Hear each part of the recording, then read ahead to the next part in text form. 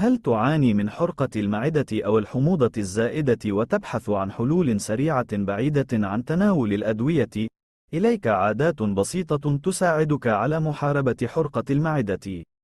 1. التخلص من الوزن الزائد. التخلص من الوزن الزائد هي واحدة من أهم الخطوات التي يمكن اتخاذها للحد من حرقة المعدة، فقد اتضح من خلال الدراسات والبحوث أن الأشخاص الذين يعانون من السمنة هم أكثر عرضة للإصابة بحرقة المعدة والارتجاع المعدي المرئي.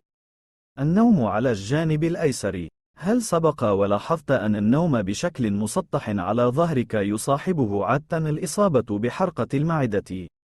ينصح عادة الأطباء والمختصون من يعاني من حرقة المعدة بالنوم على مخدة ترفع الجسم قليلا للتقليل من ارتجاع الحمض، كما ينصح بمحاولة النوم على الجانب الأيسر.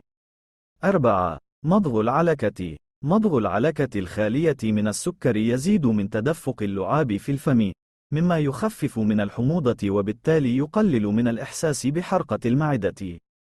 تناول الزنجبيل والبقدونس. بحسب اختصاصي التغذية فإن أحد أشهر الأطعمة في مكافحة وعلاج ارتداد الحمض هي الزنجبيل، فهو معروف منذ القدم بكونه علاج للالتهاب والغثيان، كما يحفز إفراز الإنزيمات الهاضمة ويقلل من الحموضة وعسر الهضم.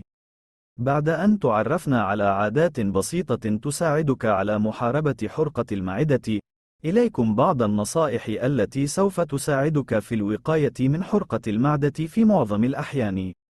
تجنب أي أطعمة ومشروبات قد تؤدي إلى تفاقم الأعراض.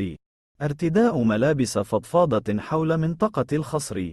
تناول وجبات صغيرة، والامتناع عن الإفراط في تناول الطعام. الإقلاع عن التدخين. تجنب الإمساك. الحصول على قسط كاف من النوم.